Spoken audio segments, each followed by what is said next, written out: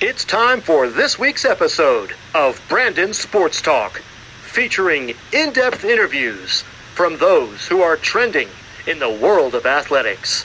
And now, here's the host of Brandon Sports Talk, Brandon Pate.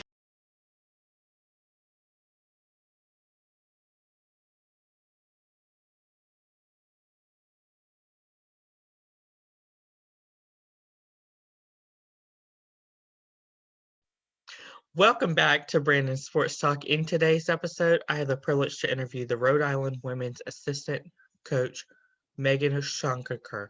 How are you doing today? I'm good. How are you? I'm doing good. Can you talk about your coaching career and how you got started? Yeah, coaching is something that I've always wanted to do. It's been in the back of my mind really ever since I was a player. I had so many coaches who had a positive influence on my life, not just as a basketball player, but as a human being.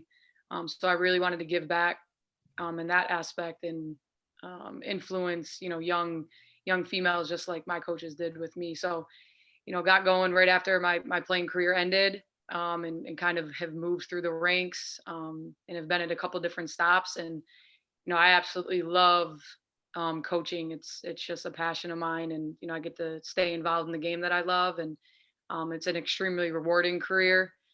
And I feel lucky to have the opportunity to influence and kind of help mold, young players' lives.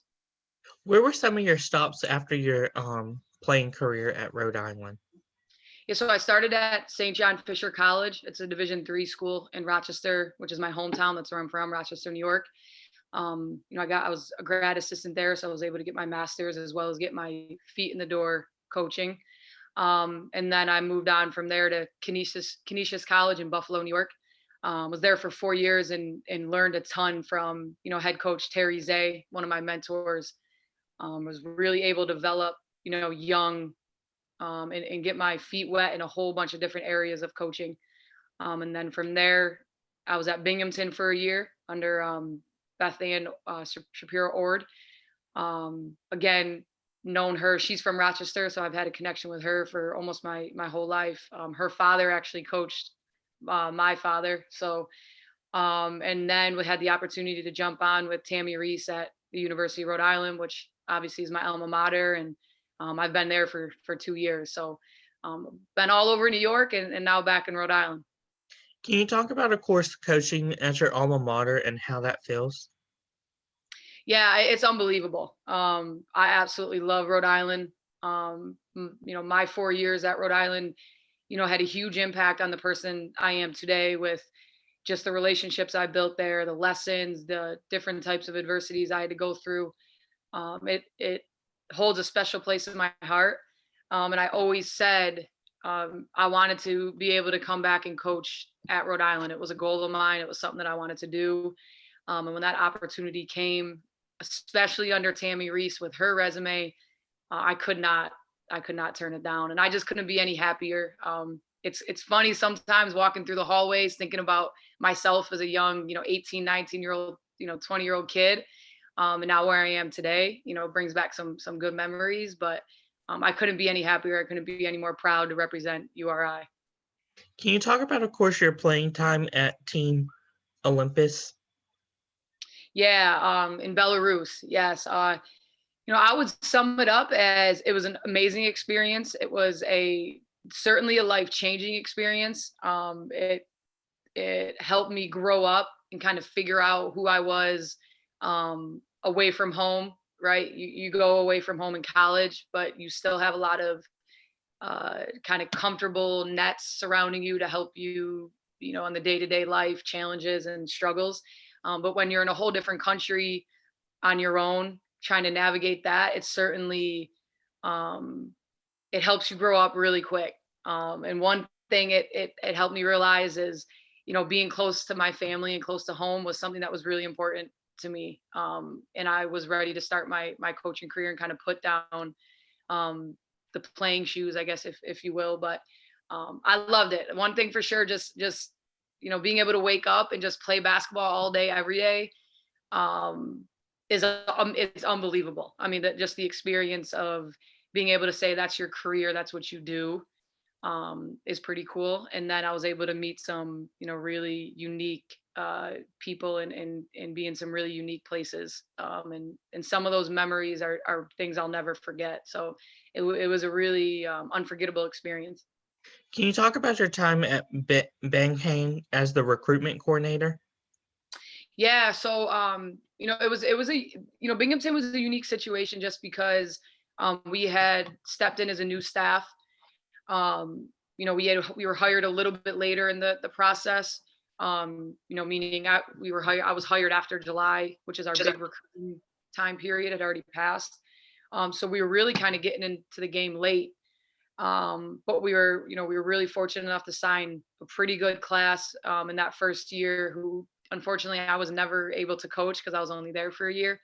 But it's an amazing university to recruit to because of the academic side of it and their tradition as far as winning in women's basketball. So it's a really prestigious academic institution. So you get to really find kids who not only love the game of basketball, but take their academics extremely serious. So, absolutely love my time there. I loved working for Coach Ord. I wish I would have been able to stay there longer, but like I said, then the University of Rhode Island opportunity came up, and something I couldn't pass on. Can you talk about, of course, what you've accomplished so far at Rhode Island, coming back as the assistant coach? Yeah, so I'm going on year two, excuse me. So we're really building right now. We're in our beginning of building a foundation, of what we want the future to look like here. So I would say the results haven't necessarily come as far as wins and losses yet. But what I'm most proud for is stepping in, and we're really starting to change the culture. Just as far as how we do things on and off the court as a program, representing the University of Rhode Island the right way, doing things the right way. So I would say that's what I'm most proud of, is just really, I'm going to be here through the whole process from start to finish of what it looks like to take a program, from one place, to the next place. So I'm just really excited for that. Like I said, maybe the results haven't, necessarily come wins and losses wise, but to see these kids, that we've recruited, that we've brought in, who are really buying into the way we're trying to do things. That's really what I'm most proud of, is just the culture that we're building here. Can you talk about the recruitment process at Rhode Island and how it's been like for you being a coach that played at Rhode Island? Yes. I'm the recruiting coordinator at the University of Rhode Island as well. And to be honest, it's the easiest place I've ever had to really, quote unquote, sell, because I know all the ins and outs of it. Right. So if a kid has a question about something, I can literally tell them. I've walked in, those footsteps. I can tell you exactly what your day-to-day is going to look like. Oh, I had a professor in that department. So it makes my job a little bit easier. As a staff, we're really looking for kids who absolutely love work, in the classroom, on the court, just overall in their lives. They love doing things the right way. They have high expectations. Just all those intangibles are really, really important to us as a staff. And, to be honest with me, that's who I am. And that's one of the reasons why I chose Rhode Island. I wanted to go to a place and help build a program. I wasn't able to get it done as a player, but that's why coming back here is so much more, it's bringing a lot of gratification in my life, because I'm able to fulfill that goal of mine that I wasn't able to as a player. But it's easy recruiting Rhode Island, because like I said, I spent 4 years here, so I know all the ins and outs, all the good, all the bad, and all the secrets. What was the transition like from being a player to now a coach for Rhode Island? The transition wasn't too difficult, because I did have a gap, talking 6-7 years of, from when I graduated to, when I came back as a coach. I would say there was a couple weeks at the beginning where it did feel a little bit weird. Just because I used to walk those hallways. I used to wear that, that RI sign as a player. A lot of the staff, the administration has not changed since, when I was there as a player. So, I think it was probably a little bit weird for them looking at me now as a full grown adult and looking at me back then like, oh, that was that kid, um, but it's been really easy. It's been amazing. I can't complain one bit. And we have an unbelievable staff. At Rhode Island, Tammy is an unbelievable head coach. So like I said, I think the first couple of weeks it was a little bit weird, but now I'm good. Now I'm here as an adult and a professional as opposed to a college student. What is the recruitment process like at Rhode Island for the women's basketball program?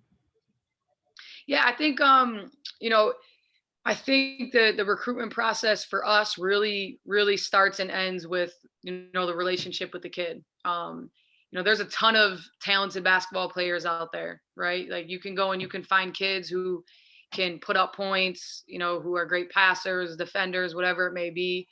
But for us, it's really the relationship and getting to know that young lady as a person, her family, where does she come from? What are her values? How is she off the court, right? Like on the court, we can visually see, we can evaluate that. But, the most important thing for us is getting to know that kid and kind of what makes them tick, and do they fit our culture and what we're trying to build? And then vice versa, do we fit them? I think, Tammy is a very intense, passionate head coach. So she needs, kids who can fit that, mold and fit that personality. And I'm very similar in that sense. So just really finding a fit as far as who they are as a person, not necessarily always as a basketball player. Yeah, we're looking for certain things in a basketball player, but when it comes down to, yeah, this is our kid, this is who we want, this is our priority. It really has to do with who they are as a person and our relationship with them. Can you talk about how, of course, whenever you were getting recruited and your official visit, how has that changed from your time as a player to now as a coach and what the official visit looks like? Yeah, I think the overall looks of an official visit are still very similar. They wine and dine you. You go out to really nice dinners. You see all the glitz and glamour, the best parts of the school. All the gear, all of that stuff. I would say the difference is the timing of it now. You see kids committing a little bit earlier than when I was being recruited. When I was being recruited, you would take all your 4 to 5 official visits in September and October, of your senior year, and then you would make your decision and sign in November. You see kids now, they don't even take their official visits. They'll verbally commit to a school, and then they'll go take that official visit just to that one school that they committed to. So I wouldn't necessarily say that the looks of an official visit have changed. People have certainly got more creative. Technology has played a bigger role, things like that. But I would say the timing of, the official visits and the commitments and things like that, that's probably the biggest change since when I was being recruited. Not that many years ago now. I'm not that old, okay? Whenever it comes to the official visits, do they get to try on the jersey? Yes. Yeah. So that's one of the things that have become really, really popular. You'll go and you'll get a game jersey, shoes, all of the, the gear underneath, sleeves, things like that. And you'll have a photo shoot. You'll come in and there'll be a camera guy there taking pictures, and you get to pose and do it. Your family jumps in on it.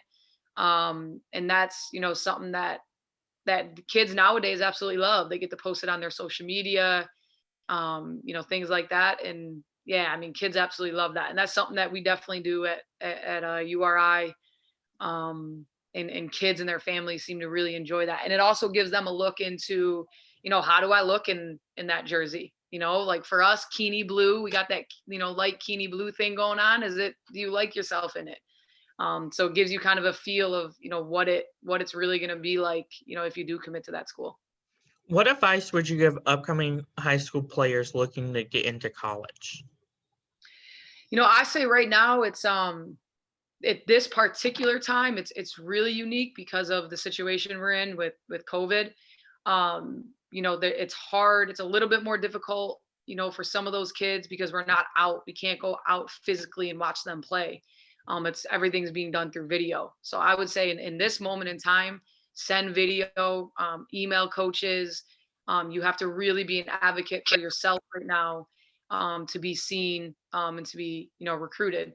And then I would say in general, everybody thinks that college coaches are looking for the kid who can score, 35 points, the kid who can do all these dribble moves and all these things. And really at the end of the day, that's not necessarily always what's going to get you, recruited. You're looking for kids who play the game the right way, great teammates, kids who are coachable, the first kid to dive on the floor for the loose ball, the first kid to help their teammate up off the floor. So all of those things that aren't necessarily recorded in the stat book are the things that are going to really, really set you apart from some other kids.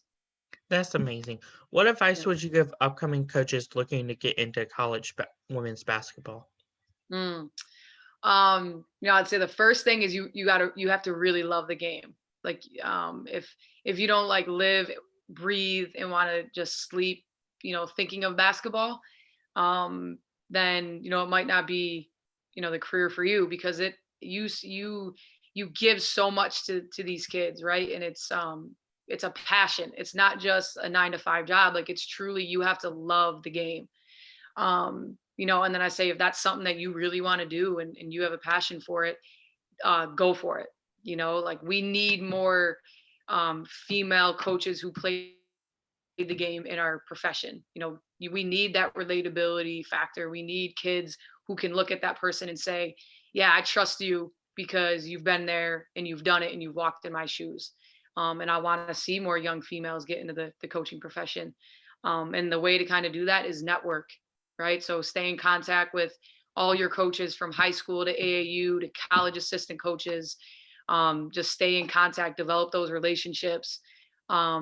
Because at the end of the day, that's what it's about. It's who do I know? Who do I trust? I have players that I've coached in the back of my mind when they're done, playing and they've graduated. And if I'm ever a head coach, I would love to hire them. So it's just that relationship factor is really important. That's wonderful advice. Where can my listeners find Rhode Island's women's basketball on social media, along with you on social media? Yeah, so at Rhody WBB, that's for Twitter and Instagram. And then obviously gorhody.com. That's our athletics website. And then myself, I'm at Shoniker10 on Instagram. And then I am at Coach Shoniker on Twitter. Thank you again, Coach Megan Shoniker, for your interview, and best of luck in this upcoming season. Thank you so much. I appreciate it. Thank you for having me, and happy holidays.